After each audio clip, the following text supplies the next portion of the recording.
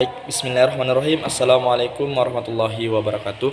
Perkenalkan, saya Lukman Mahmud dengan NIM 210301150191. Di sini saya akan menjelaskan atau memaparkan hasil PPT saya, yang mana di sini bab 4 yaitu perkembangan motorik. Pengertian dan perkembangan motorik. Perkembangan pengendalian gerak jasmani melalui kegiatan pusat saraf, urat saraf, dan otot terkoordinasi. Pengendalian berasal dari perkembangan refleksi dan kegiatan massa yang ada pada waktu lahir. Kedua yaitu B. Keterampilan motorik. Keterampilan motorik yaitu hal-hal penting dalam mempelajari keterampilan motorik. Yang perlu yaitu adalah kesiapan belajar, kesempatan berpraktik, model yang baik, bimbingan motivasi. Setiap keterampilan motorik harus dipelajari secara individu.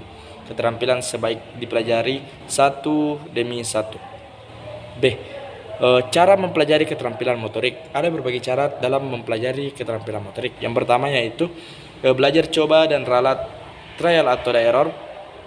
Tidak adanya bimbingan dan model untuk ditiru menyebabkan anak melakukan tindakan berbeda secara acak.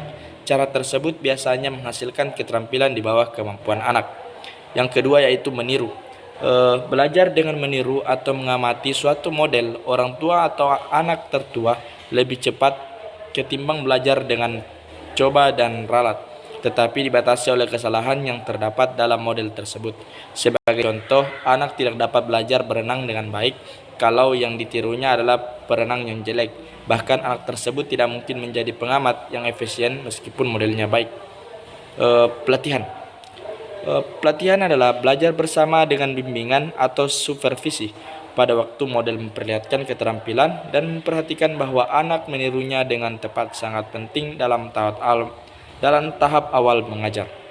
Gerakan berjalan dan memegang yang telah bisa dilakukan pada akhir masa bayi terus makin dikuasai pada masa anak kecil. Selain menjadi dikuasai, gerakan-gerakan lain yang pada dasarnya merupakan pengembangan dari gerakan berjalan dan memegang. Beberapa macam gerak dasar dan variasinya yang makin dikuasai itu mulai bisa dilakukan, yaitu berjalan mendaki, meloncat, berjengket, mencongklang, dan lompat tali, menyepak, melempar, menangkap, memantul bola, memungkul, dan berenang. Kategori fungsi keterampilan motorik. Keterampilan motorik yang berbeda memainkan peran yang berbeda pula dalam penyelesaian sosial dan pribadi anak. Keterampilan motorik dapat dibagi menjadi 4 kategori. Yang pertama, keterampilan bantu diri self-help. Yang kedua, keterampilan bantu sosial. Yang ketiga, keterampilan bermain. Yang keempat, keterampilan sekolah. Perlu keterampilan sekolah. Pada tahun permulaan sekolah, sebagian besar pekerja melibatkan keterampilan motorik seperti melukis, menulis, menggambar, membuat keramik, menari, dan bertukang kayu. Semakin banyak dan semakin baik keterampilan yang dimiliki, semakin baik pula penyelesaian sosial yang dilakukan dan semakin baik prestasi sekolah, baik dalam prestasi akademis maupun dalam prestasi bukan non-akademis. Perlu diperhatikan bahwa sebagian besar keterampilan tersebut banyak melibatkan penggunaan kaki, tetapi lebih banyak melibatkan penggunaan tangan, sedangkan yang lainnya melibatkan penggunaan seluruh otot tubuh. Dari keempat kategori tersebut, keterampilan bantu diri biasanya dipelajari terlebih dahulu, karena seringkali penting bagi anak untuk mandiri sebelum penting artinya bagi mereka untuk menjadi anggota sekelompok teman sebaya sebelum anak cukup dewasa untuk bersekolah. Mereka tidak membutuhkan keterampilan sekolah.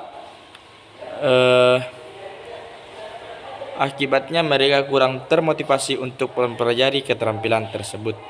Itulah tadi penjelasan saya tentang bab 4. Lebih dan kurangnya mohon dimaafkan. Wabillahi taufiq wal hidayah. Wassalamualaikum warahmatullahi wabarakatuh.